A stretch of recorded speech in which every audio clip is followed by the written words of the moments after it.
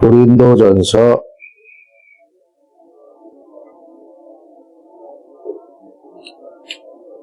2장입니다. 2장 말씀 함께 보겠습니다. 4절 말씀 함께 나누겠습니다. 4절 찾으신 줄 알고 합독합니다. 시작. 내 말과 내 전도함이 설득력 있는 지혜의 말로 하지 아니하고 다만 성령의 나타나심과 능력으로 하여. 자, 오늘 말씀은 성령의 나타남과 능력이라는 제목으로 함께 은혜를 나누겠습니다.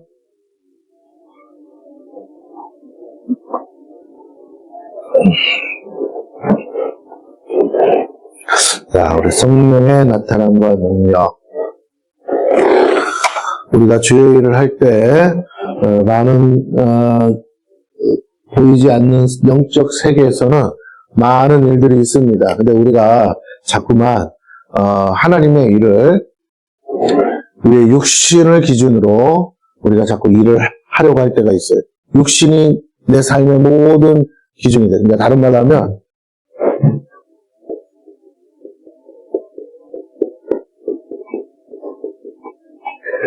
육신의 감각이 나의 모든 판단의 기준이 되는 거예요. 판단의 기준.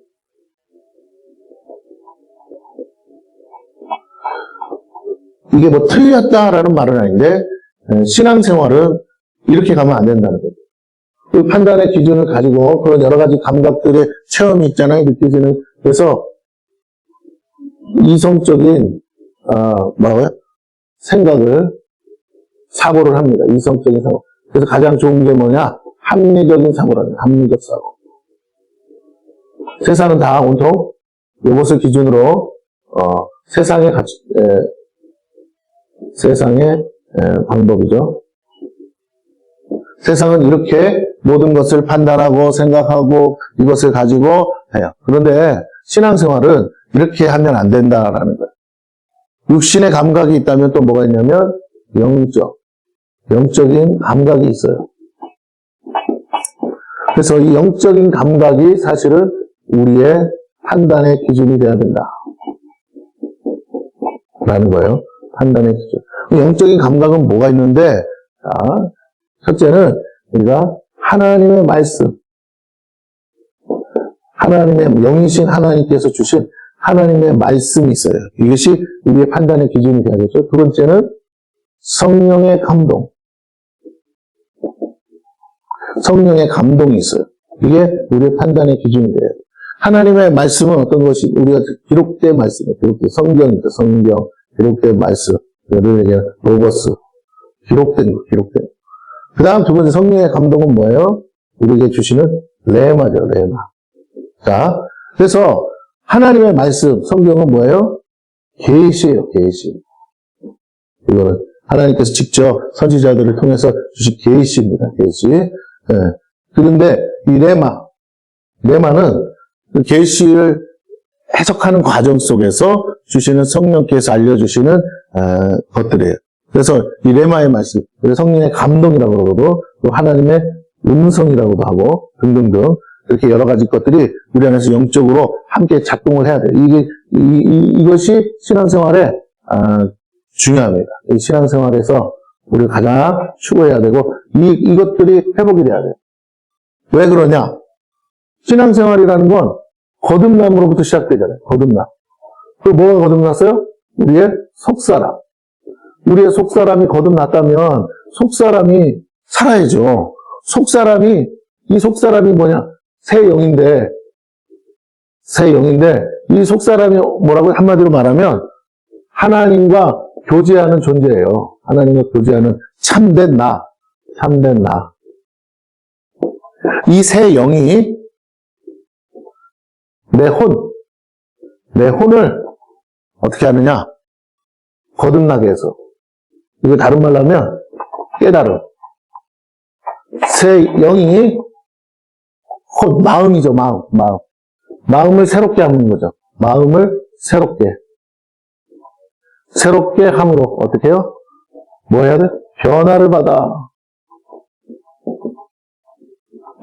어떻게 한다고요? 우리가 잘 아는 것처럼 마음을 새롭게 함으로 변화를 받아 하나님의 기뻐하시고, 하나님의 선하시고, 또, 뭐죠? 기뻐하시고, 온전하신, 뭐라고요? 뜻. 하나님의 뜻을 어떻게? 깨달아서, 마음을 새롭게 함으로 변화를 받아 하나님의 선하고 기뻐하고 온전한 뜻을 뭐하라? 분별하라. 그랬어요. 분별하라. 우리는 날마다 이걸 할 줄 알아야 돼. 이거를 어떻게 하느냐? 영을 따라야 돼, 영을 따라. 그래서, 영을 따라. 이때 영은 내 영, 이때 영은 성령. 아시겠죠? 내 영. 이건 성령. 그래서, 내 영으로 영을 따라 뭐 해야 된다고요? 네. 이것들을 마음에 우리가 자꾸 깨닫게 해야 돼요. 영을 따라 살아야 돼요. 영으로서 영을 따라 살아야 돼요. 이게 성령, 이게 가능하려면 어떻게 해야 되냐? 성령 충만해야 돼요.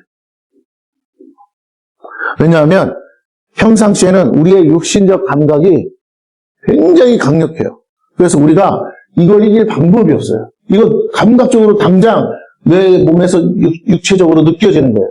또 우리가 이 마음이 거듭나지 않은, 온전히 회복되지 않은 마음은 상처, 뭐 이런 거, 마음에 있는 문제들이 계속적으로 어떻게 한다고요? 우리를 올가매고 괴롭히고 우리랑 그 생각에 빠지게 하고, 그래서 제대로 된 판단을 흐리게 하고 우리를 걱정과 근심과 염려 이런 걸로 막 묶어버린단 말이에요. 거기에 마귀들이 막 총출통해서 우리 마음을 막 해집고 이 속을 다 뒤집는다는 거예요. 그럼 우리가 영적 전쟁을 한다는 건 뭐예요? 내 마음에 이 전쟁터에서 역사하는 마귀들을 쫓아내고 여기에 빛 대신 하나님의 말씀으로 진리를 찾아서 묶여있는 나를 자유케 해야 돼요. 묶이면 안 되잖아. 그러니까 내가 마음이 묶이고 영이 묶이고, 그러니까 육신도 거기에 어디를 따라 살아야 될지 몰라요. 그러니까 사람들은 아예 죽은 영은 그런 걸 안 해. 그러니까 고민할 것도 없어. 세상 사람은 온통 깨어지고 부서지고 상처받은 이 마음을 가지고 뭐 한다고요? 이것을 기준으로 내 마음이 가는 대로 살아요. 그래서 자기들 생각에 이게 뭐예요? 자기가 보기에 옳은 거, 자기 소견에 옳은 거, 이게 자기가 주인이죠. 요렇게 산다니까요. 자기 보기에 옳은 거. 근데 이거 영적인 건 뭐예요? 하나님 보시기에 옳은 거예요. 하나님 보시기에 옳은 거. 이게 중요합니다. 기준이 달라요. 내가 내 삶을 사는데 내가 주인이 되면 안 된다는 거죠. 하나님이 주인 되는 다. 하나님을 생각하고 하나님이 보실 때 어떻게 보일까를 생각하는 거죠. 이건 나 보기에 좋은 대로 사는 거야. 자기 만족을 위해서 사는 거죠. 이건 하나님을 기쁘게 하기 위해서 사는 거죠. 하나님을 기쁘게 하기 위한 삶이 뭐예요? 믿음의 삶이죠. 믿음이 없이 하나님을 기쁘시게 못하니까. 그래서 보세요. 성령이 충만해진다는 건 내 안에 있는 성령이 충만해서 내 영을 통해서 영적인 감각들이 회복이 되는 거예요. 왜? 난 살았으니까. 근데 내 깨어진 마음이 이 영이 활동하지 못하도록 눌러요. 걱정이 누르고 근심이 누르고. 왜? 당장 눈앞에 보이는 것이 맞거든. 그러니까 거기에 막 집중하는 거야. 사실이니까. 그럼 마귀가 사실도 아닌 거 가지고 속이면 금방 알아요. 거짓은. 근데 사실을 가지고 우리를 속이기 때문에. 사기꾼이 처음부터 거짓말 가지고 오는 게 아니에요. 사기꾼은 9가지 다 맞는 거 얘기하고 마지막에 하나 자기의 목적을 위해서 사람을 속인다니까요. 처음에 이거 돈 10만 원만 투자해보세요. 내가 100만 원 만들어주면 막 10만 원만 넣어도 막 100만 원 나오게 계속 해요. 또 10만 원 넣고 100만 원 넣으면 1000만 원 주겠네. 막 어느 날 뭐라고요? 야, 내도 저 재산 다 팔아가지고 몰빵해야. 그때 먹고 튀는 거예요. 처음에는 다 되는 것처럼 하다가. 무슨 그런 거 있잖아요. 일확천금을 막 노리게 하고. 근데 안 믿죠, 사람들이. 그럼 어떻게. 근데 처음에는 마치 그런 것처럼 되게 해준다니까요. 우리가 거기에 속잖아요. 분별하지 못해요. 자, 하나님이 보실 때 어떻게 보고 계신지, 하나님은 모든 걸 아시고 모든 걸 꿰뚫어 보시기 때문에 하나님이 아니라면 아닌 거야. 내가 이해는 안 되지만 아닌 거야. 왜? 그 속에 중심에 그 사기꾼인지 아닌지 거기까지 하나님은 간파하시니까. 진짜인지 가짜인지를 아신다고. 겉만 봐서 모른단 말이에요. 근데 우리가 자꾸만 어떻게 사는 것에 익숙하냐? 이렇게 사는 게 평생 살아온 사람은 이게 익숙해서 버려지지도 않고, 이게 내가 거듭났다고 해서 이게 없어지는 게 아니란 말이에요. 육신을 입고 있기 때문에. 죽기 전까지는 이대로 이게 우리의 삶을 지배해요. 근데 거듭난 사람은 속 사람을 기준으로 사는 거. 그러니까 늘 말씀을 묵상하며, 그 다음에 어떻게 해요? 이거는 뭐냐? 말씀을 묵상하고, 성령의 감동을 기도 중에 기도하면서, 어떻게 해요? 끊임없이, 이 자기를 쳐서 복종시키는 훈련을 해야 된다는 거예요. 이렇게 하면 무조건 막, 하나님 음성 들리고, 하나님 음성대로 순종하다가 막, 뭐가 다 되고, 안 그래. 내가, 갑자기 막 영이 임해가지고, 막 영안이 열려, 막 귀에 하나님 음성이 막 똑바로 다 들릴 것 같죠? 그런 큰 착각 중에 착각이에요. 엄마가 아무리 똑부러지게 얘기해도 아이가 알아듣는 한계가 있단 말이에요. 지적 한계가 있고 이해력의 한계가 있어요. 그래서 아이가 이해하는 그 엄마의 말을 들었을 때 이해하는 그 느낌이랑 엄마가 말한 엄마 자신의 느낌은 달라요. 하나님이 우리에게 계시하시고 말씀해 줘도 우리가 하나님이 느끼는 것만큼 하나님이 전달하고 싶은 만큼 못 깨닫는다고, 못 알아듣는다고. 이해가 되십니까? 학박사가 와가지고 여기다가 막 전문 용어를 가지고 맞는 말이야, 사실이야, 진짜라고. 근데 여러분 이것 중에 하나라도 알아듣겠어요? 못 알아듣지. 왜? 처음 듣는 얘기고 저게 무슨 단어인지 무슨 뜻인지 몰라. 우리말로 하는데도 뭔지 못 알아듣. 막 거기다가 영어까지 섞어봐요. 정신없어요. 막 넋이 나가버려요. 오늘 우리가 처음 예수 신앙, 그래서 뭐냐면 성경 말씀을 모르니까 하나님이 성령이 깨닫게 해주고 싶은데도 미천이 없어. 그래서 뭘 가지고 와서 깨닫게 해야 될, 깨닫는 게, 그러니까 맨날 삶 가운데 지지고 볶고 계속 연단을 통해서 깨닫는 거예요. 이 말씀으로 묵상하면서 깨달아야 되는데 끊임없이 삶으로 지지고 볶고 그 자기 스스로 고민하는 거지. 이렇게 생각해봐서 답이 없어.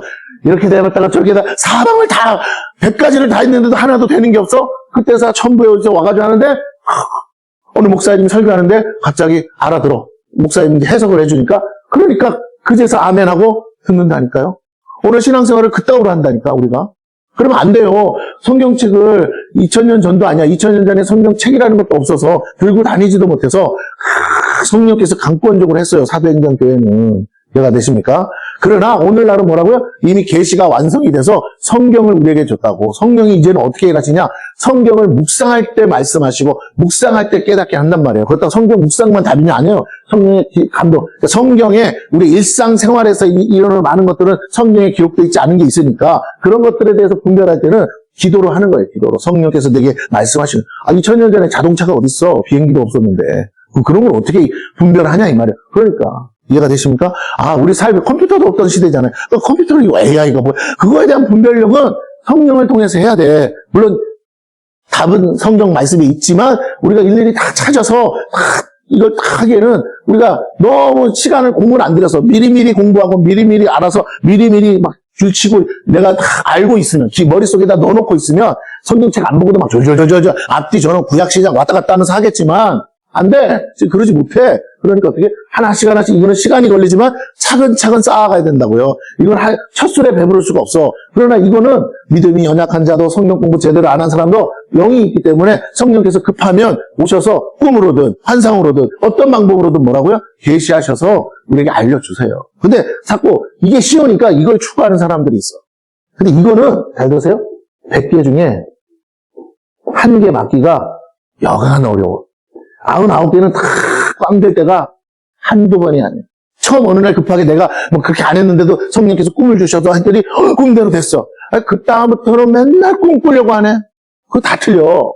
내가 의도적으로 성령이 오셔서 보여준 건 어쩔 수 없지만 내가 의도적으로 보려고 하는 건 다 마귀들이 중간에 개입해가지고 다 틀어놔요. 또 본 게 마저도, 환상이 마저도 생각을, 해석을 자꾸 사단이 중간에 껴가지고 내 마음에서 저건 이런 거라고 막 부정적으로 해석하거나 안 좋게 해석하거나, 왜 말씀이 없으니까 저걸 어떻게 해석해야 될지를 모르니까 막 지 멋대로 자기 소견에 오른 대로 해석해버려. 어디서 주워 들은 건 있어가지고. 그러면 안 된다니까요. 꿈도 말씀으로 해석해야 돼. 말씀을 알아야 해석이 되는 거예요.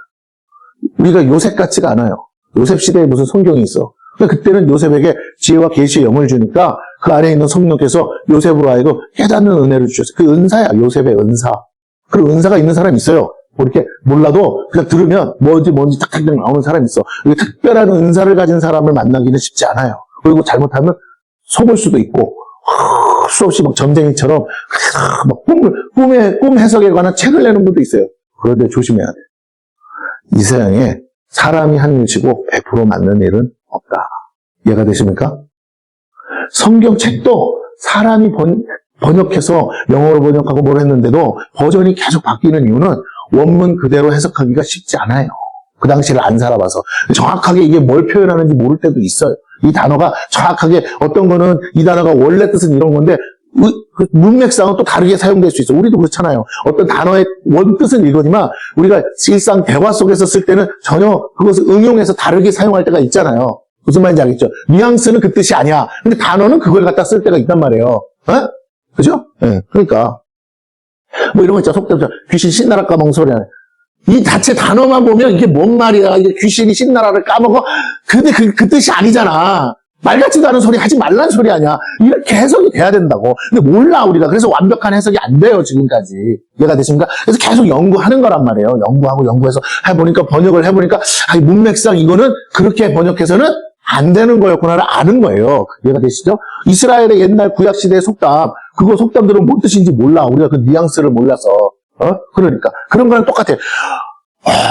그러면 오늘 우리가 성령께서 우리로 하여금 깨닫게 하시는 그 깨달음, 근데 말씀을 통해서 먼저 깨닫고, 그 다음에 뭐라고요? 이거는 이제 또 점점 딱딱해지는 음식이겠죠? 그리고 우리가 때로는 환상, 꿈, 이런 하나님의 음성, 감동, 이런 걸 통해서 뭐라고요? 또 깨닫게 해요. 그러면서 우리로 하여금 하나님의 뜻대로 살아가도록, 그러니까 내가 하나님의 뜻을 찾으려고, 첫 번째, 하나님의 뜻은 뭐라고요? 선해야 돼. 두 번째는 뭐라고? 하나님이 기뻐하는 거야 돼. 다 그러죠. 뭘로 기뻐하다고? 믿음으로. 하나님이 나한테 이거 하는 건 항상 내 믿음을 요구하시는 거예요. 믿음으로 행하는 거야. 그러니까 손에 안 잡혀요. 눈에 안 보여요. 그러니까 무리를 걷는 것 같은 거야. 그러니까 항상 믿음을 요구하시는구나. 그리고 온전해야 돼. 온전해야 돼. 뭐든지 이게 뭐라 그럴까요? 뭐가 불순물이 섞이면 안 돼.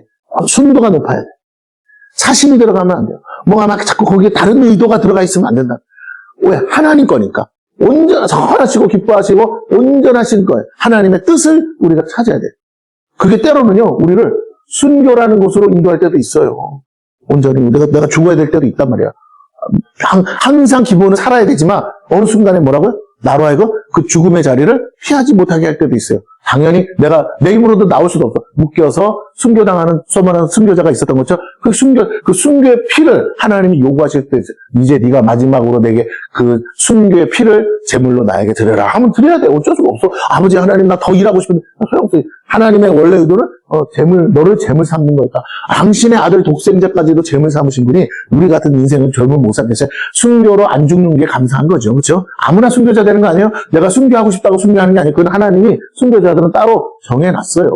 그러니까 이 순교의 상급이 왜 큰 줄 아세요? 한 번밖에 못 써먹는 거야. 이해가 돼요?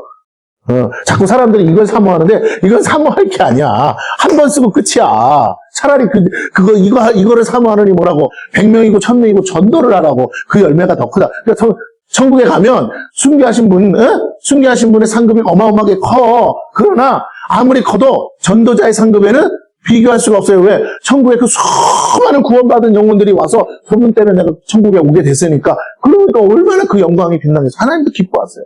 우리가 어쩔 수 없이 숨겨야 되는 상황들이 있잖아. 환경이 있고, 저 북한 땅에 있는 성도들처럼. 이거는 내가 정하는 게 아니고 하나님이 만세전부터 그 사람의 핏값으로 재물 삼으려고 하시는 거고, 우리가 결정할 게 아니고, 마음은 그런 마음으로 살아야죠. 얼마든지 목숨 내놓고, 그게 사랑이니까. 그러나, 일부러 죽으려고 뛰어들으라는 게 아니라 분별해서 하나님이 원하시는 게 뭔지. 바울도 끊임없이 매들고 쫓아가면 어떻게 했다고요? 도망 다녔잖아. 광주리에서 내려오기도 하고 도망을 다니냐고. 왜? 예수님도 막 병정들이 와서 제사장들이 오면 어떻게 하셨다고요? 군중들을 피해가고 다 도망 다니셨다고. 아무 때나 죽는 게 아니라 죽을 때 죽어야지. 그때는 잡으러 안 와도 뭐라고요? 예수님이 순순히 잡혀가시잖아. 이때 내가 이때를 위해서 왔다 그러지. 자, 그래서 우리가 이렇게 하나님 뜻을 분별할 수 있어요. 이렇게 내 새 영이 영으로서 영을 따라 영으로서 영을 따라. 그래서 내 영이 성령을 따라 살아야 되는데 그러려면 성령이 내 안에서 충만해야 내가 이 영적인 감각이 아주 예민해져서 하나님의 뜻이 뭔지를 그냥 보기만 해도 알아낼 수 있게 된다라는 거예요. 자, 그러면 문제는 교회에서 이거를 가르쳐야 되는데 이걸 안 가르쳐. 알아서 하래. 그 문제야. 어떻게 해야 영을 따라 사는지. 물론, 이런 거 있어요. 기록된 말씀, 하나님 말씀으로 하나님의 뜻을 묵상하면서 하는 거, 우리 소위 말하는 큐티라는 거 있잖아요. 큐티. 이런 거는 사람들이 가르쳐요. 이상하지 않아. 자기가 하면 돼. 그러니까 자기 수준에 맞게끔 하면 돼. 그러나 여러분 내가 묵상을 한다고 해서 내가 신학자만큼 확실하게 해석을 못 하잖아. 그 해석조차도 자기 소견에 오르도록 할 때가 많을 수 있잖아요. 술 취하지 말라, 먹지 말라는 거야. 어떤 사람은 안 취하지 말라는 거야. 제 각각이야. 그러니까 정확한 해석을 하기가 맞지 않아. 큐티는 굉장히 주관적이고 그 다음에 자기가 그냥 혼자서 하는 거잖아요. 그러다 보니까 이게 약간 치우칠 염려가 있단 말이에요. 그래서 여기에다가 플러스 뭐냐면 신학적인 성경 공부도 같이 가야 돼. 필요해. 이게 참고 도서가, 큐티는 성경이라는 텍스트가 있다면 거기에 뭐라고? 신학책, 참고도서가 따라와야 돼. 주석책이라든지. 그러나 이것도 한계가 있잖아요. 주석도 시대가 지나면 100년 전의 주석, 200년 전의 주석에는 한계가 있지 않겠어요? 그러다 보니까 최신 주석도 봐야 되고 하여튼 여러 가지 참고도서는 무궁무진해. 도서관에 가면 가득 쌓여 돼. 신학생들이 신학교 학교에 있는 도서관에 있는 책을 다 보겠냐고요. 근데 어쨌든 그래요. 근데 성경, 이건 기본 우리가 늘 성경도 버전이 여러 가지잖아. 영어 성경이 있고 한글 성경이 있고 한글 성경도 이거 보면 여러분 해석 다 안 됐다 이거. 그럼 뭐예요? 쉬운 성경도 봐야 되고 우리말 성경도 봐야 되고 뭐 현대인 성경도 봐야 되고 카톨릭이랑 같이 공동 번역도 봐야 되고 등등등등. 여러 가지가 있어요. 우리가 이거는 노력이 필요해요. 노력. 하나씩 우리가 수고와 노력이 필요해요. 수고와 노력. 시간을 들여야 돼. 시간이 필요해. 그런데, 그래서 어떻게 하자? 큐티 할 때 뭐라고 해요? 따로 뭐 한다? 장소. 시간을 뭐라고요? 정해서. 하루에 30분이라도 뭐라고요? 따로 조용한 장소, 조용한 시간을 택해서 뭐라고? 내가 집중하시. 그때 조금씩, 한 장씩, 한 잔씩, 조금씩 뭐야? 쌓아가는 거야, 쌓아. 그럼 어느 날 보면 쫙 열려요. 성경 1독하고 나면, 그 다음에 2독할 때쯤에 보이지 않던 게 보이고, 3독할 때는 더 기가 막히게 보이고, 4독할 때는 단어가 보이기 시작하고, 5독, 6독 하면 뭐라고? 조사가 보여. 왜 이런 말을 썼을까? 왜 이렇게 표현했을까? 반복되는 단어들이 보이기 시작하면서 전체적으로 성경이 꿰어지는 역사가 일어날 수 있다라는. 물론 그러다고 해서 다 알아지는 건 아니죠. 거기에 용어들이 있어요. 고유 명사들이 있고, 지역 역사라든지, 또 문화라든지, 또 뭐라고요? 그 다음에 지역이라든지, 그 여러 가지 인물이라든지, 이런 것들을 또 우리가 알아야 돼. 시대적 배경을 또 알아야 되고, 상황을 알아야 되고, 예수님이 왜 저런 말씀하셨을까? 이스라엘의 문화는 어떤가? 그 사람들은 이 말씀을 어떻게 받아들였을까? 내가 지금 글자 그대로 받는 거랑 그 사람들의 예수님의 음성을 들었을 때 느낌은 어땠을까? 다 생각해 보는 거죠. 설교자가 그래서 설교하는 게 쉽지 않겠죠? 자, 이렇게 하는데, 자, 중요한 건 오늘 사도 바울이 고린도 교회를 향해서 말씀하기를 뭐라고 하느냐. 내가 오늘 너희들 앞에 서서 오늘 복음을 전하는데 나는 전에는 어떻게 했냐면 온갖 것을 다 가지고 와서 왜? 불신자들이니까 다 동원해서 해봤어. 내가 알고 있는 모든 지식과 내 모든 것을 다 동원해서. 그래서 그들을 설득시켜보려고. 그랬더니 하나도 안 되더라. 그게 뭐예요? 잘하는 고린도에 오기 전에 어디를 거쳐왔어요? 아덴을 거쳐왔어요. 바울의 인생 가운데 아덴에서 너무나 큰 실패를 겪는 헬라 철학과 헬라 문학과 헬라의 모든 것을 다 섭렵해서 알고 있어서 그걸 가지고 하나님을 증거해 보려고 그 듣기 좋아하는 사람들한테 전했는데 오히려 그들은 듣기만을 원하지 하나님 앞에 반응하지 않는 거야. 믿음으로. 영이 반응하지 않는 거야. 영이 살아나지 않는 거야. 자꾸 얘기는 해보래. 재밌다. 어머, 새로운 얘기다. 재밌다. 그런데 뭐라고요? 자꾸 들으려고는 하지만, 그래서 막 신이 나서 했는데, 결국 예수 믿는 사람은, 다른 데 가면 그냥 조금만 해도, 예수를 믿는데, 여기는, 아무래, 성경을 창세기부터 계시록까지 뚫어줘도, 읽지를 않네. 반응이 없네. 하나님 앞에 서지를 않네. 구원받을 영혼이 없는 거야. 전혀 안 된 거 아니지만, 다른 데서 복음 전한 것보다 결과물이 너무 없는 거예요. 왜? 너무 인간적인 힘이 많이 들어갔어요. 그런데 사도 바울이 고린도에 와서는 전혀 다르게 했어요. 어떻게? 야, 이제 그렇게 하지 말자. 내가 알고 있는 거 다 배설물로 생각하는데 다 초등학문이라고 했으니까 다 버리고 그냥 순수하게 그냥 복음만 전하자. 내가 거기다가 색깔을 입히지 말자. 옷을 입히지 말자. 내가 지금 거기다가 아무것도 보태지 말자. 그냥 순수하게 있는 그대로를 전하자. 이해를 못하면 그냥 이해 못하는 대로 그냥 순수하게 해보자. 했는데 놀라운 건 뭐예요? 바울이 그 순간 의지하는 건 하나밖에 없어. 하나님 도와주세요. 성령님, 초대교회 같이 역사해 주세요. 바울도 똑같이 기도하는 거예요. 예루살렘에 있었던 마가다락방에도 성령님 오셔서 역사하여 주시옵소서. 왜? 초대교회 안에서 지금 비일비재에게 일어났던 일이니까. 그러니까 이방 사람들에게도 복음 전할 때도 뭐라고요? 고린도에도 동일하게 마가다락방에 대해서 성령이 아니고서는 안 됩니다. 내가 무슨 능력이 있습니까? 낮아지고 겸손함으로 성령을 구했더니 오늘 본문에 나오는 것처럼 어떻게 해요? 성령의 나타남이 일어났어요. 성령의 능력이 일어났어요. 그러니까 그 강팍한 고린도 사람들이 하나님의 말씀 앞에 깨어지고 부서지고 반응하는 역사가 일어나고 동일하게 그 안에서 막 치유가 일어나고 축사가 일어나고 하나님의 능력의 역사가 나타나니까 사람들이 갑자기 뒤집어지고 하나님 앞에 꿇꾸라져서 회개하고 예수를 구주로 영접하는 역사가 일어나더라는 거예요. 왜? 그 당시 사람들은 우상에 쩔어 산 사람들이에요. 온갖 그리스 신화, 헬라 신화에 나온 그런 온갖 우상들에게 그게 무슨 우리가 지금 동화책 애들이 그리스 신화 이런 책 보듯이 보는 게 아니고 그들은 그게 삶이란 말이에요. 삶 자체야. 매일같이 우상 숭배해야 된다고요. 아침부터 저녁까지 제물 바치고 절하고 여러분 이탈리아를 가봐. 온 동네마다 신전이고 온 동네 이 일본을 가면 온 동네 구석구석 조그만 데서부터 큰 데까지 길 가다가 골목에도 이렇게 차려놓고 거기에 신이 있다고 빌고 또 빌고 온통 우상에 쩔어 살았다니까요. 그런 사람들한테 하나님의 복음이 들어간다는 게 쉬운 줄 아세요?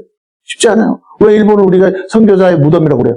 온갖 것을 다 우상으로 섬기니까 그냥 하나님도 그 중에 하나라고 생각하는 거야. 믿음은 좋은가 보다 하는 거지 거기에 온전히 자기 삶을 다 바치지 않아요. 그래서 이 사람들이 종교심은 높은데 실제로 헌신도는 낮아요. 그 1년에 한 번 복 받겠다고 정월에 가가지고 신사에 가서 절을 할 때도 동전 땡강 한 잎이야. 동전 한 잎.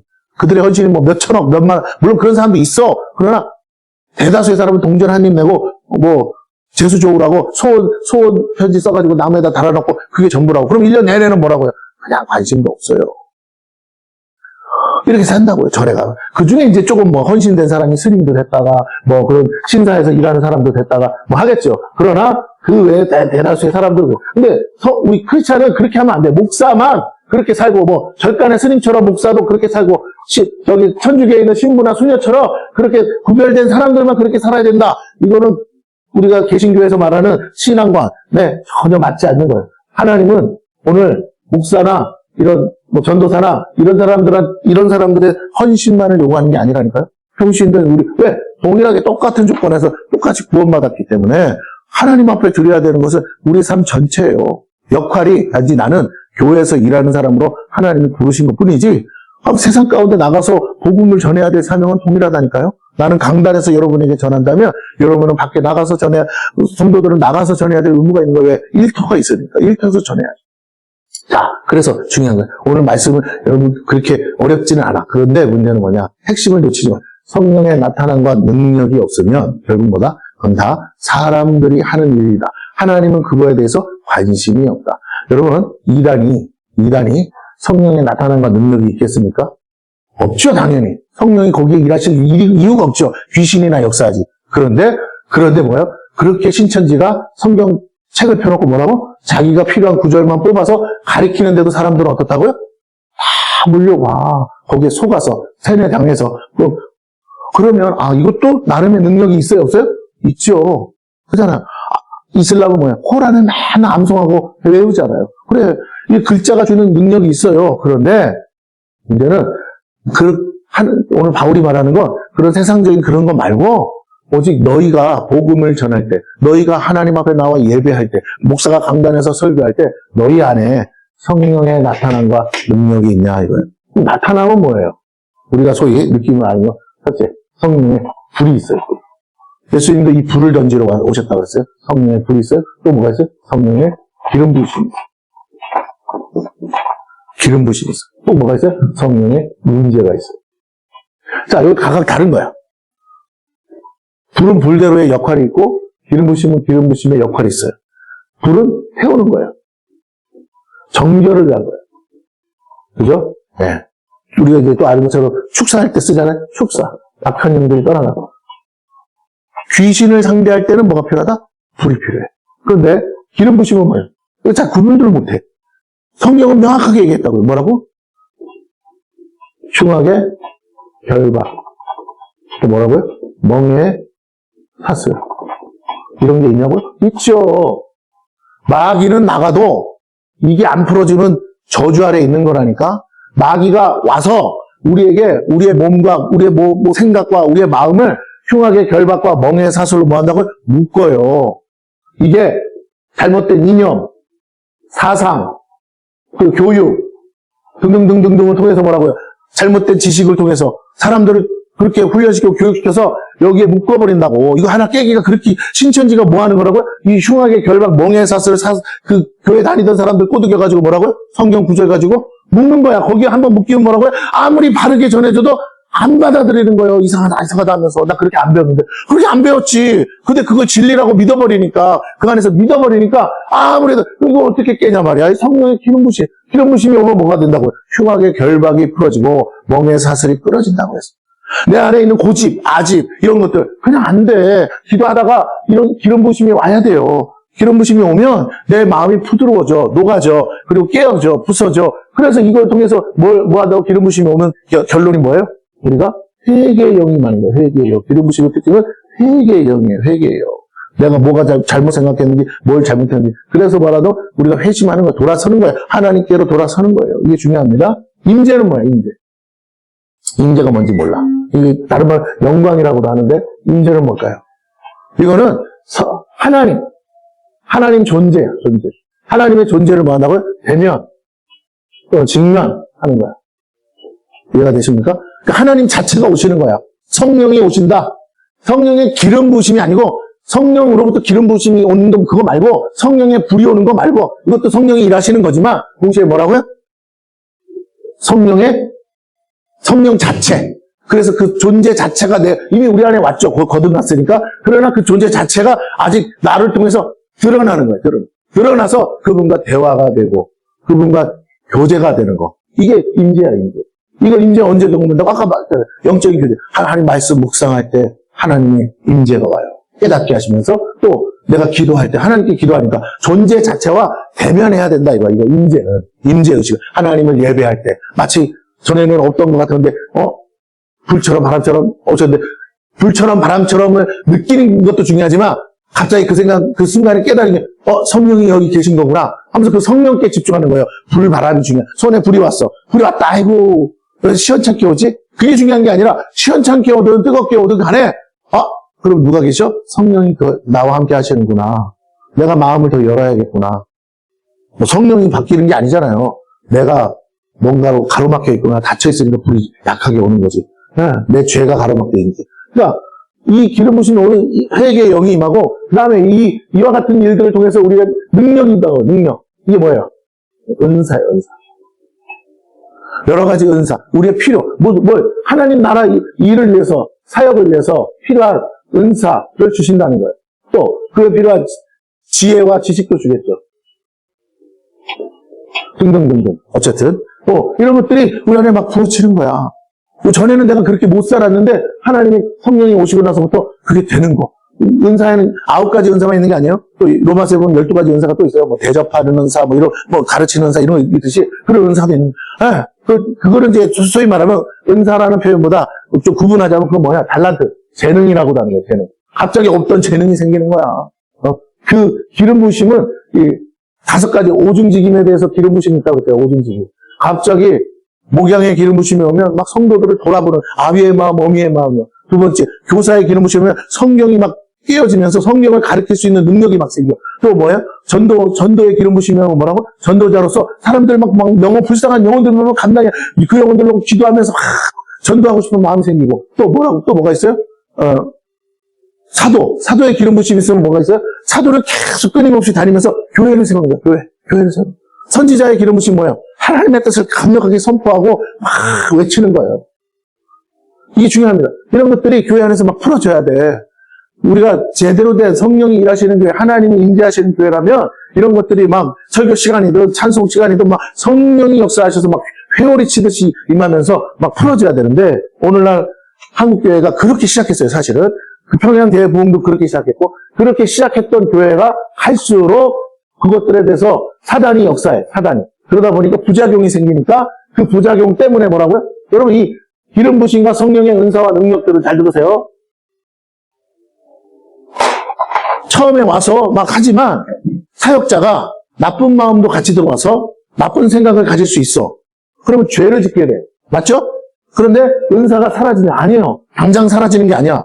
그 사람에게 죄도 들어왔지만 이미 그 전에 은사가 들어왔기 때문에 하나님은 그 사람을 이거 가지고 쓸 계획이 있단 말이에요. 계획. 그래서 계속 뭘 기다리시냐? 이 죄를 뭐 할 시간을 준다고? 회개할 시간을 주고 있어. 그래서 아직 회개를 안 했어. 다른 사람들이 무슨 죄 졌는지 알아. 그것 때문에 상처도 받아. 그래서 그 사람과 같이 못해. 그런데 그 사람이 아직도 깨닫지 못해서 회개하지 않지만 은사는 나타난단 말이에요.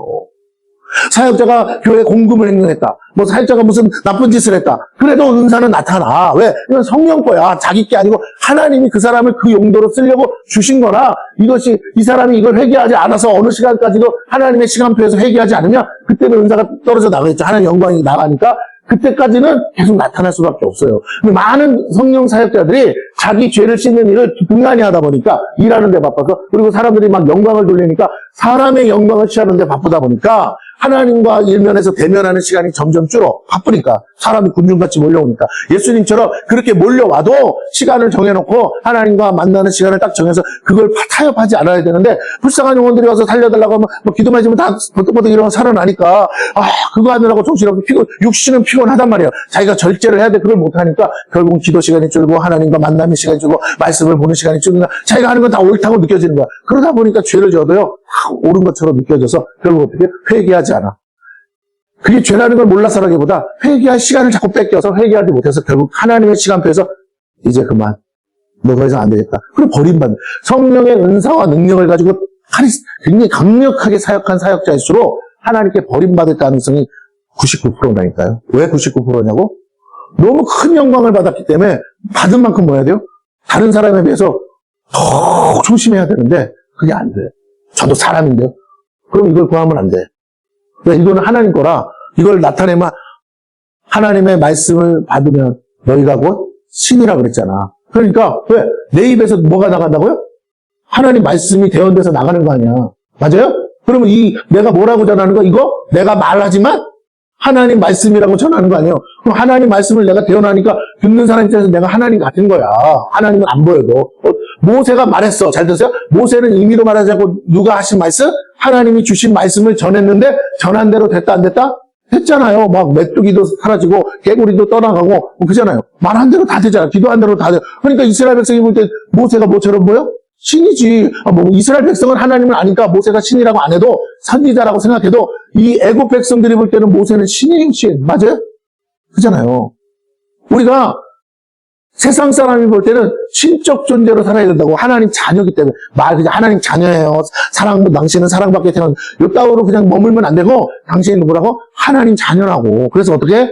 하나님은 아니지만, 하나님의 기준으로 살아야 된다. 하나님의 눈으로 살아야 된다. 하나님이 보실 때 내가 거룩하니 너희도 거룩하라. 내가 거룩해질 수 있어서가 아니라, 하나님이 그렇기 때문에 내가 하나님 자녀답게 사는 것을 거룩한 삶을 추구하고 살아야 된다. 근데 안 되니까 자꾸 회개해야죠. 자, 그래서, 우리 고린도 교회를 향해서 처음 고린도 교회를 세우고 전도할 때 어떻게 했는가를 설명해 주고 있어요. 2장 1절부터 봅니다. 형제들아.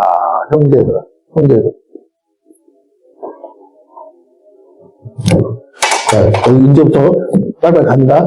형제들아. 형제들이 누구예요? 고린도 교회. 자, 그럼 이걸 뭐라 그래요? 영적 가족.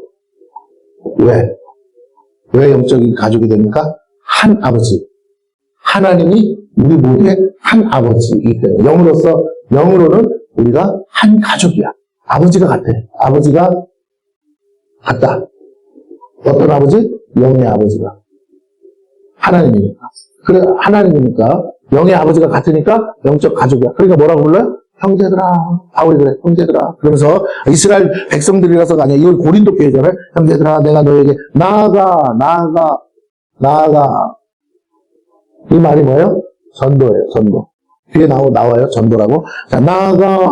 하나님의 뭐 할 때? 전하는데 뭘 전해요? 하나님의 증거. 하나님의 증거가 뭡니까? 뒤에 나와요. 그런데 어쨌든 한마디로 복음이야. 하나님의 증거가, 우리 증인이잖아. 그럼 증인으로서 뭘 증거해야 되는데, 뭘 증거해? 하나님의 증거를 증거해. 하나님 자체도 전하지만 하나님의 증거가 있어. 그게 뭐라고? 복음인데 복음은 곧 예수님에 관한 거잖아요. 그럼 예수님에 관한 것을 전하는 것이 복음이에요. 그래서 마태, 마가, 누가, 요한복음을 뭐라고? 복음서라고 하는 거예요. 왜? 예수님에 관한 얘기로 적혀 있으니까. 그런데 그 하나님의 증거 중에 뭐를 집중해서 전하느냐가 뒤에 나와요. 자, 그 전할 때 말과 지혜의 아름다운 거로. 자, 보세요. 전도하는데 전도 방법이 말과 지혜의 아름다운 거. 서로 안 했대. 이걸로 안 했대요, 이걸로 안 했다. 그래. 방법인데, 우리가 전도하는데, 한 영혼을 건지는데, 잘 들으세요? 한 영혼을 건지는데, 한 영혼을 변화시키는데, 한 영혼에게 하나님을 증거하는데, 사람의 말, 이걸 수사학이라고 그래, 수사. 사람의 말, 어떻게 하면 설득력 있게 전할까, 어떻게 하면 재밌게 전할까 하는 그런 거. 그 다음에 지혜의 아름다운 거. 이 당시에는 뭐예요? 헬라 철학이었어요, 헬라 철학. 이 사람들은 우상 섬기는 사람들이니까 이걸 고상한 지혜라고 생각했단 말이에요. 그래서 수많은 헬라의 그 신화, 그리고 헬라 철학자들의 문헌, 그리고 그 문학 작품, 이런 걸 굉장히 심취했단 말이에요. 헬라 철학이 이런 지혜 아름다운 곳으로 갔다. 왜? 그 사람들 얘기하면 금방 알아들으니까. 근데 아덴에서는 그걸 해봤어. 근데 안 통해. 아는데도. 무슨 말, 그 사람들이 알아들은 말로 전했는데도 이상한 건 그 내용은 알아듣는데 하나님은 믿지 않더라는 거예요. 왜? 사람의 방법이니까. 사람의 도구니까. 성령이 일하실 틈이 없는 거야. 성령이 일하신다는 건요, 이렇게 생각하세요. 내가 내 능력으로 했거나 내 방법으로 해서가 아니고 나는 아무것도 뭐 제대로 한 게 없어. 이래가지고 전도가 될란가? 하는 그냥 이래서도 전도가 말이 안 되지? 하는데도 말 못해도 전도가 될 수 있다고. 전도자 하나 들고 와서 말도 못하는데도 줬는데도 그 사람이 그 전도지 보고 교회 나올 수 있다고. 그럼 거기에 누가 역사한 거야? 성령이 나타난 거잖아. 오늘 바울은 그걸 얘기하는 거라고요. 네가 연구하고 준비하고 막 달달달 외우고 그 말 말고 네가 막 배우고 익히 학교에서 배우고 있기 그런 것 지혜의 아름다운 것들 사람들이 막 고상하다. 아유 대학원 나오셨네요. 박사학위 있으시네. 이런 것들 가지고 내 미천 가지고 안 했다는 거예요. 그럼 뭘로 했느냐? 2절 보세요. 내가 너희 중에서 예수 그리스도와 그가 십자가에 못 박히신 것 외에는. 그럼 복음이 뭐예요? 하나님의 증거가 뭐라고? 예수 그리스도 그리고 플러스 뭐라고요? 십자가. 이거 외에는 내가 알지 않기로 했다. 다른 말, 이거 외에는 내가 증거하지 않았다. 다른 거 다 뺐다 이거야. 이게 너무 중요해. 이거 우리가 십자가의 복음이라고 그랬죠. 십자가의 복음. 너무 중요하다. 이게 처음에 고린도 교회 세울 때는 이걸 전했어. 근데 이제 오늘 고린도 전서에서 내용은 뭐냐? 고린도 전서 내용은 요거는 다 아는 거야. 지금 다 알고 있어요. 아는데 여기다 플러스 뭐 한다고? 천국 복음.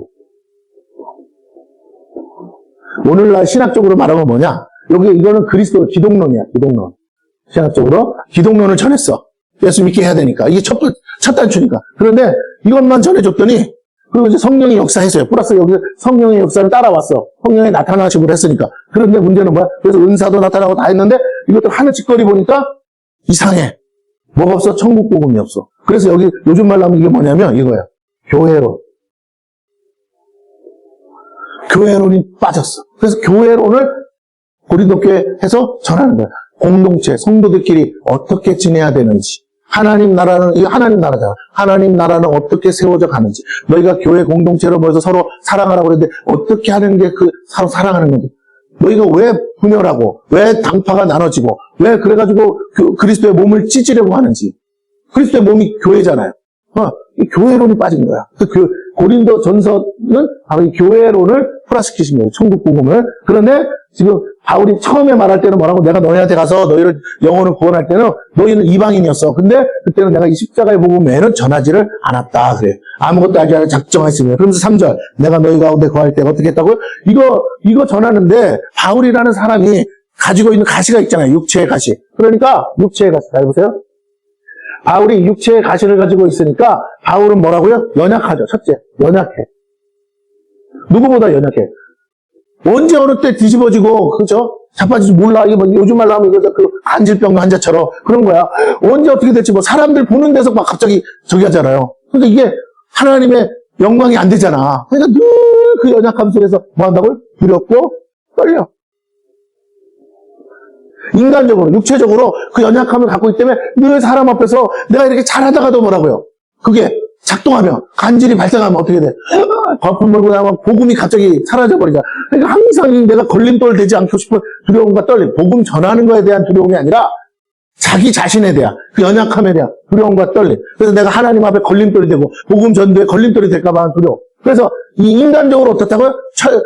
그의 스펙은 굉장하지만, 그러나 이방인 앞에서는, 봐봐요. 미국 가서 서울대 나왔다고 자랑해봐야 무슨 소용이 있냐고 하버드 나온 애들이 있는데, 무슨 말인지 알겠어요? 고린도에 가가지고, 내가 아무리 뭐 가말레 앞에 수제자라고 하는데 무슨 소용이 있냐고, 저 팔레스타인 조그만 손바닥만한 동네에서 수석한 게 무슨 의미 있어? 로마에 가서 수석을 해야지. 무슨 말인지 아시겠죠? 황제가 임명해야 대빵 아니야, 이 당시는. 그러니까, 그런 게 없어. 인간적으로 내세울 것도 없고, 인간적인 스펙도 안 통해. 그 어떤 것도, 나의 어떤 육적인 어떤 것도 저들을 변화시키고 구원할 만한 능력이 없어. 그래서 어떡해요? 두렵고 떨리는데, 그래서 나는 이렇게 부족한 사람인 걸 철저히 하나님 앞에 아뢰면서 뭐 하는 거예요? 하나님의 도움. 그게 뭐라고? 성령의 나타남과 능력. 철저히 나의 어떠함을 드러나는 게 아니라 막 말 잘하려고도 안 하고 막 어떻게 지식으로 전하려고도 안 하고 그냥 늘 기도하는 마음으로 성령님 도와주세요. 하나님 도와주세요. 이 시간 역사해 주세요. 예, 그 강팍한 심령이야. 똑똑해 나보다. 그런데도 뭐라 그러냐? 성령이 오셔서 그가 어디를 가도 고칠 수 없었던 그 불치병이 바울이 기도하는 순간 나와버리면 그때는 바울이 무슨 말을 파추로 매주를 쓴다고도 믿어합니다. 믿어. 하나님의 성령의 능력이 나타나니까 고린도 교회 안에 막 이게 은사가 풀어지고 막 풀어지는 귀신이 떠나가고 막 병이 낫고 그 자리에서 앉은 맹이 일어나고 눈먼 자가 눈을 뜨고 죽은 사람이 살아나고 막 역사가 일어나니까 어떻게 해요? 그 똑똑하고 지식이 창돌하던 사람들조차도 바울 앞에 머리를 조아리는 왜? 신적 존재로 보이잖아요. 신적 존재로. 바울이 어느 섬에 갔을 때 막 추장들이 와가지고 막 엎드려 섬기려고 그랬잖아. 당신 신이 현현에서 나타났다 그랬더니 아니라고 나도 당신과 같은 사람이라고. 네, 맞아요. 인간적으로 누가 봐도 정말 불법하고 연약한 존재야. 늘 그것 때문에 육체의 가시 때문에 늘 근심인데 내 같은 사람이 어떻게 복음 전도자가 되고 내가 어떻게 사도가 되고 하나님 왜 나 같은 사람을 불러가지고 이 사람들 앞에서 이 어려운 일을 시키냐고. 그런데 하나님은 그를 이방인의 사도로 세우시고 철저하게 자기를 자랑할 수 없게 철저하게 자기를 부인해야만 하나님의 능력이 나타나게끔 하나님이 사용하셨다는 거예요. 오늘 우리의 문제가 뭐예요? 우리는 끊임없이 주의 일을 할 때 자기를 드러내려고 하는 데 있어요. 내가 인정받아야 되고 사람에게 칭찬받아야 되고 사람들로 인해서 기쁨을 얻어야 되고 여러분 그러지 마세요. 똑같이 해도 기도할 건 하나요. 하나님 나는 부족합니다. 오직 이곳에 성령이 임재하시고 성령이 나타나 주사 나의 허물을 덮어주세요. 나의 부족함을 덮어주세요. 그래서 우리가 어떤 일을 하기 전에 더 많이 뭐 해야 된다고요? 무릎 꿇어야 되는 거예요. 하나님 앞에 항복해야 돼요. 엎드려야 돼요. 그리고 도움을 구해야 돼요. 자 보세요. 4절에 뭐라고? 내 말과 내 전도함이 아까 나왔죠. 나아가 전도한다고 뭐라고? 설득력 있는 지혜의 말로 하지 아니하고 아까 그게 말과 지혜 아름다운 거 그걸로 하지 않아요. 다만 뭘로 했다? 성령의 나타나시고 그러니까 성령이 나타나시고 능력이 안 나타나면 그냥 그건 포기하는 거야. 그냥 오늘 하나님이 여기 이 영혼들에 대해서 역사 안 하시는구나. 기도를 안 한 건 아니겠지만 그러나 더 가는 곳마다 나타나기를 구하니까 더 바울은 뭐에 매달린다고요? 자기의 지식이 아니라 성령이 도와달라고 함께 해달라고 거기에 매달렸을 거란 말이에요. 그러면서 5절 너희 믿음이 사람의 지혜에 있지 아니하고 다만 하나님의 능력에 있게 그러니까 바울의 말을 뒤집어서 얘기하면 이거예요. 내가 너에게 전도는 했지만 너희가 믿은 것은 나 때문이 아니야. 내가 전도할 때 함께 하신 하나님 때문에 성령님 때문에 너희가 믿을 수 있게 된 거야.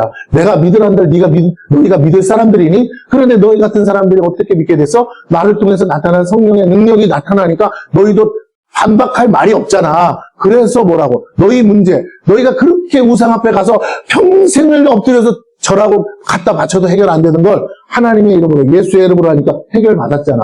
그러니까 하나님은 살아계시다고. 그분이 너희를 사랑하신다고. 너희가 예수 그리스도를 믿으면 구원을 받는다고. 죄사함을 받고 영원한 하나님과 영생을 복으로 얻는다. 이 말들은 무슨 말인지 몰라요. 그런데 그들이 되어진 일들, 성령의 나타남과 능력을 통해서 뭐라고? 믿는 거예요. 자, 그랬더니 7절. 오직 은밀한 가운데는 하나님의 지혜를 말하는 것으로서. 이 복음이 뭐라고?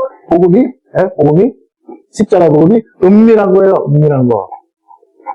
은밀한 거. 하나님께서 은밀한 곳에 뭐 했다? 그 다음에 보니까 뭐 했다고요? 감추어 두셨다. 곧 감추어졌던 거. 은밀한 건데 감추어진 거. 감추어졌던 거. 네. 자, 보세요. 은밀한 곳에다가 은밀한 곳이 있어. 거기다가 감추어 두었어. 근데 그걸 밝히 드러내면 뭐가 돼요? 그게 계시야. 아시겠어요? 그럼 보세요. 예수를 모르는 사람, 하나님을 모르는 사람에게 내가 복음을 전하는 거, 전도는 뭐냐? 하나님이 우리에게 주의 말씀을 깨달아 알게 하시는 성령의 역사고 성령이 하시는 계시의 역사인 것처럼 오늘 우리가 그들에게 하늘의 지혜를, 하나님의 지혜를 우리가 우리의 입으로 전하면, 알아듣는 말로 전하는 거야. 근데 전하면 믿고 안 믿고는 그 사람에게 달려있는 문제지만 그 계시를 내가 계시 사역을 하는 거예요. 전도는 계시 사역. 이미 우리한테는 밝게 드러난 거지만 그 사람들한테는 은밀한 가운데 감춰졌던 거란 말이야. 그 언제부터? 뒤에 보세요. 뭐라고? 언제부터? 자, 7절 뒤에 보니까 하나님이 우리의 영광을 위하여 뭐라고요? 만세 전에 미리 정말 만세 전부터 감추어졌던 거예요. 은밀한 곳에. 근데 그걸 누구를 통해서? 우리 증인들을 통해서 뭐라고요? 전도라는 미련한 방법 외에는 알 길이 없는 이 하늘에 은밀하고 감춰진 계시의 지식을, 복음을 뭐라고? 우리를 통해서 알게 하시는 계시 사역을 우리에게 허락하셨다는 거예요. 모든 믿는 자들. 여러분이 전도 그러니까 막 어쩌고 전도는 열매와 상관이 없어.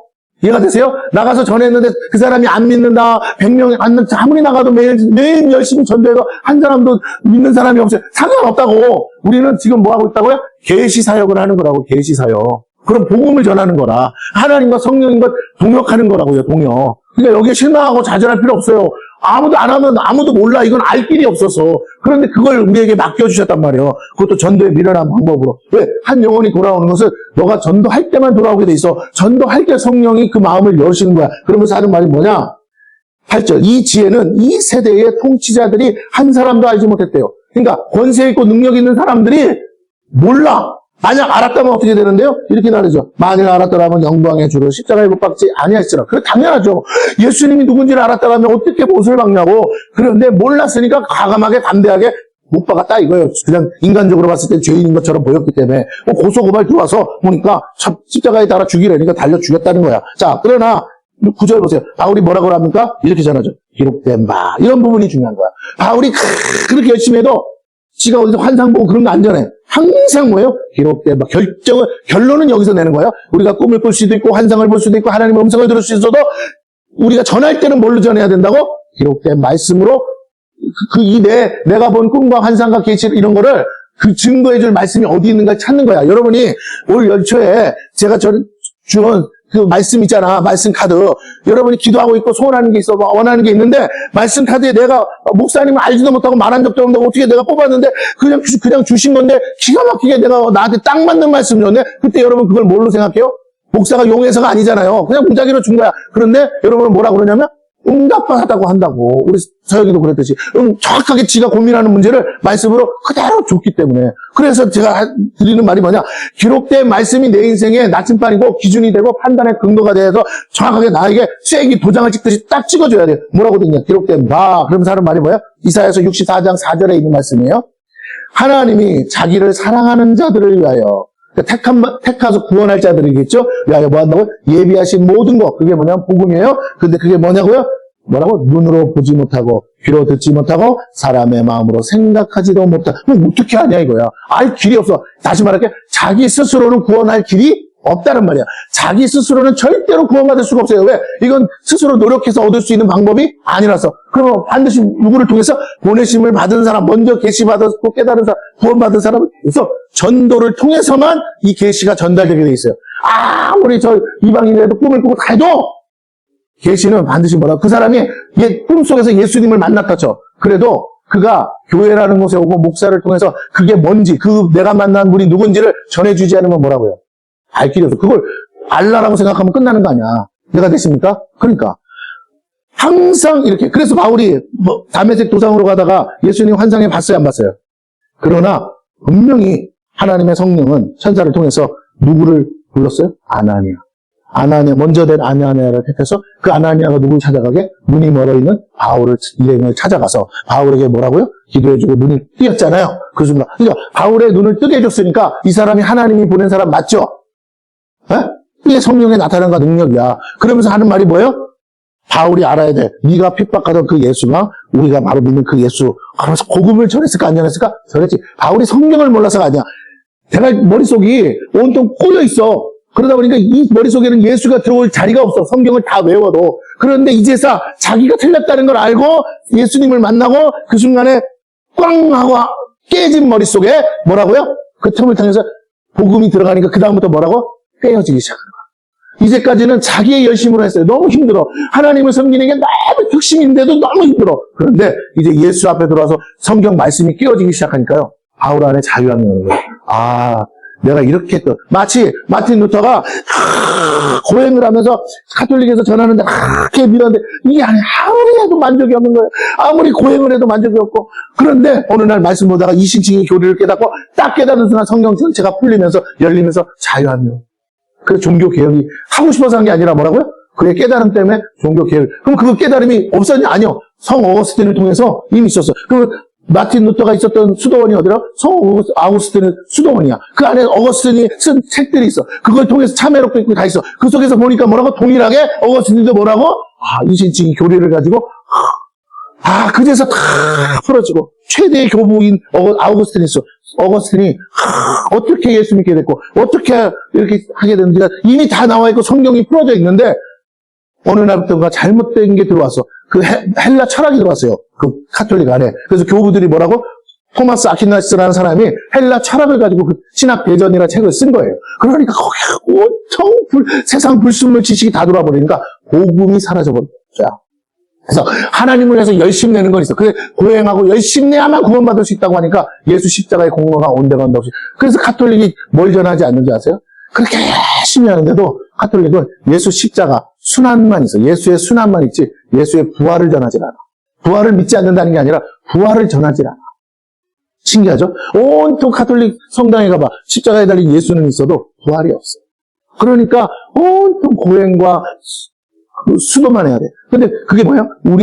우리를 착취하는 억압과 착취라고. 종교적 착취란 말이에요. 그래서 카톨릭이 있었던 시대, 1000년의 시간이 뭐라고요? 암흑기인 거예요. 종교 암흑기. 자, 도시에 다시 돌아갑니다. 그러면 눈으로 보지 못하고 귀로 듣지 못하고 사람의 마음으로 생각하지도 못하였다 함과 같으니라. 그러면 우리의 힘으로 되는 것이 아니다.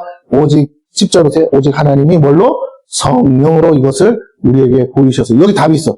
뭘로 보여주신다고? 여러분이 예수 믿은 것도 뭐 때문에? 성령을 통해. 여러분이 안에 성령이, 난 성령 모르는데 그래도 상관없어. 여러분이 그렇게 알게 된 건 성령이 아니고서는 알 수가 없어. 그래서 성령은 여러분 안에 내주하시지만 성령의 나타남은 있었지만 그래서 회개했잖아. 그렇지만 뭐라고? 성령의 능력은 아직 안 올 수 있어요. 그래서 성령 이제 장록에서 이렇게 처음에 예수 믿을 때 그걸 성령의 세례라고 그러고 그 다음에 성령의 기름 붓듯 오는 걸 성령의 충만이라고 해요. 그러나 이제 순복음교에서는 이 기름 부심은 성령 세례라고 돼. 뭐 어디다가 갖다가 용어를 갖다 붙이든 의미는 같은 거야. 그러면 오늘 우리가 처음 예수 믿을 때 나로 하여금 믿게 만드는 그 성령의 세례, 회개케 하는 영, 그것도 기름 부심입니까? 그런데 그 다음 내 안에서 은사가 나타나고 하나님의 교회를 세워가기 위해서 필요한 은사와 능력이 나타나게 하는 그것들은 성령의 충만을 통해서 오는 줄로 믿습니다. 마가다락방의 역사는 뭐라고? 예수 안 믿은 게 아니잖아. 하나님도 믿고 예수도 믿었어. 그런데 그들이 뭘 받았다고? 성령의 충만, 능력을 받았어요. 그때부터 하나님 병자도 고치고 막 했죠. 그전에도 했지만 이제 담대하게 갈 수 있었어요. 자, 그래서 보세요.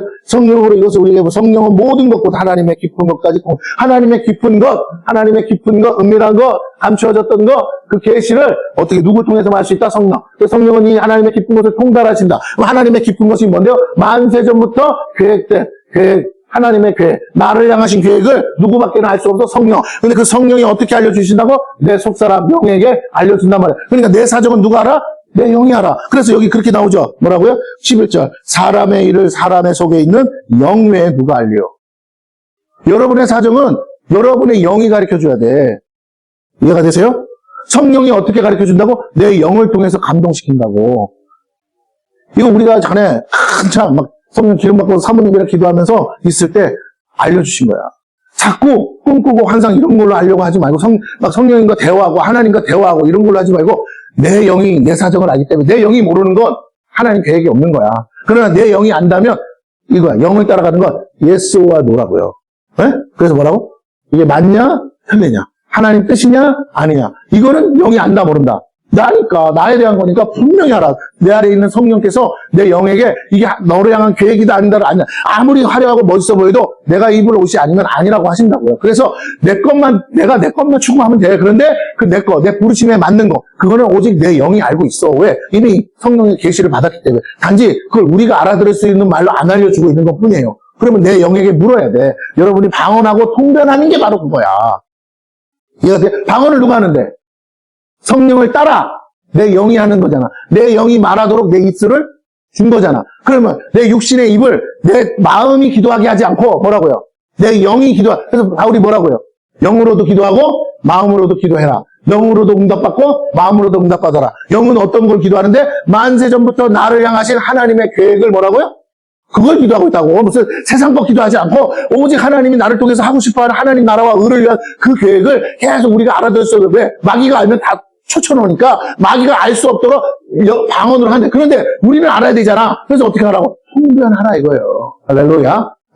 근데 그게 아직 이루어지지 않은 거니까 뭐가 될 수 있어? 그게 예언이 될 수 있는 거야. 자, 그렇지만 자 보세요. 오늘 여기 이렇게 나오죠? 12절. 우리가 세상의 영을 받지 아니하고 그 귀신의 영이죠. 오직 하나님으로부터 영. 그게 뭐야? 성령이죠. 이는 우리로 하여금 하나님께서 우리에게 은혜로 주신 것들, 은혜로 주신 것들을 알게 하려 하심이라. 은혜로 주신 것들이 있어요. 복음, 예수 십자가의 복음부터 시작해서 성경 전체, 그리고 더 나아가 하나님의 비밀한 것들, 은밀한 것들, 이런 것들을 알려주시는데, 13절 보세요. 우리가 이것을 말하거니와 사람의 지혜가 가르치지 말라. 왜? 사람의 지혜로는 이걸 해석할 방법도 없고 알 길도 없어요. 오직 성령께서 가르치신 것으로 하니.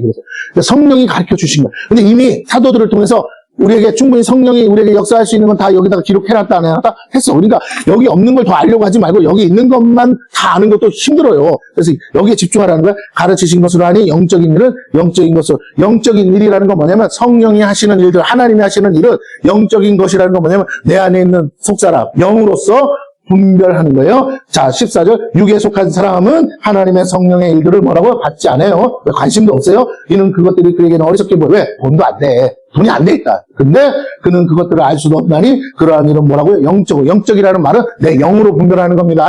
할렐루야. 말을, 이거 해석을 잘해야 돼. 영적으로 분별하는데 누가 그럼 분별해줘? 아니, 내 영이 뭐라고요? 이게 하나님의 일인지 아닌지 알고 있어. 그래서 그 영이 말해준다고요. 근데 그 영이 확실하게 영이 어떻게 말해주냐? 잘 들으세요. 내가 기도해서 방언 통변으로 알려주지만 기록된 말씀을 보다가 그 말씀이 오늘 내게 이루어졌다라는 걸 알려준다고. 이 너의 문제가 이 말씀이 이거 이 구절이야 라고 알려준단 말이에요. 그래서 늘 말씀 묵상을 주야로 해야 된다는 거예요. 자, 그래서 15절. 신령한 자는 뭐예요? 영이야. 영, 내 새 영. 여러분, 이 신령한 자라는 건 도 닦은 사람을 얘기하는 게 아니라 내 속에 있는 내 영은 모든 것을 판단해. 자기는 그러나 아무에게도 판단받지 않아. 왜? 이미 성령이 내 안에서 다 계시해 줬기 때문에. 그래서 누가 이래라 저래라 어쩌라 할 필요가 없다는 거예요. 16절. 누가 주의 마음을 알아서 예수님을, 자, 이거 해석을 잘해야 돼. 누가 예수님의 마음을 알아서 예수님이 어떤 분인지를 가르치겠냐 이 말이야. 그런데 뭐라고 그래요? 그러나 우리가 성령을 통해서 그리스도의 마음을 뭐라고요? 가졌다. 다른 말로 성령이 하나님의 깊은 것을 통달하시니까 성령 안에는 예수의 마음도 있어 없어? 있어. 그러니까 성령이 우리에게 뭐 하셨다고요? 이미 예수의 마음을 전해주고 가르쳐줬어. 네 마음에 어떤 원래 너가 아닌 생각, 너가 아닌 마음이 와. 원수까지도 사랑할 수 있는 마음이 와. 그건 네 마음이 아니고 누구 마음이다? 그리스도의 마음이야. 그러면 그리스도가 지금 뭐 하고 있다고? 너와 함께 하시면서 그 영혼을 용서하고 사랑하는 그 역사, 영의 사역을 지금 하고 있어. 그래서 그 원수가 하나님과 원수된 자가 누구예요? 불신자. 그들에게 가서 뭐라고? 하나님의 마음, 긍휼의 마음을 가지고 불쌍히 여겨 지옥으로 가니까 그들을 위해서 눈물로 기도하면서 뭐라고? 그들에게 전도의 미련한 방법으로 그에게 감춰져 있고 은밀했던 이 복음의 계시의 말씀을 그들에게 전도의 미련한 방법으로 전할 때 동일하게 너에게 역사했던 것처럼 그의 마음에도 성령이 가사 역사해서 어떻게 한다고? 그를 변화시키고 회심시켜서 네가 지혜로운 말로 전하지 않아도 하나님께서 성령이 함께만 하시. 그러면 우리의 핵심은 뭐예요? 우리의 사역이 잘 되려면 뭐야? 우리가 힘없이 성령의 충만을 구하고 성령의 기름 부심을 구하고 성령님을 따라 사는데 집중해야 돼요. 이방 일을 어떻게 하면 멋지게 할까? 어떻게 하면 잘할까? 그런 거 신경 쓰지 마시고. 할렐루야. 우리는 너무 훈련이 안 된 게 뭐냐면 내가 알고 있는 것으로 내가 머리를 써가지고 연구해서 하려고 하는 그러지 말고 기도해서 성령의 기름 부심이 막 오면 막 순간적으로도 막 깨달아져. 그러면 그 성령의 말하게 하심, 성령의 움직이심, 우리가 성령춤을 출 때도 경험한 것처럼 성령이 인도하시는 대로, 근데 그냥 그 정도 춤추는 정도가 아니라 매일의 삶의 성령이 내 마음에 감동 감화하사 하라는 거 있으면 하고, 하지 말라는 거 있으면 하지 말고, 그렇게 하면서 성령을 따라, 길 가다가도 저 사람에게 말을 걸어라, 전도해라, 하면 그렇게 할 수 있는 성령의 아주 예민한 사람으로 우리가 변화되고 바뀌어져야 할 줄로 믿습니다. 누가 그래? 바울이. 오늘 우리는 그 바울과 같은 삶을 살아야 되겠습니다.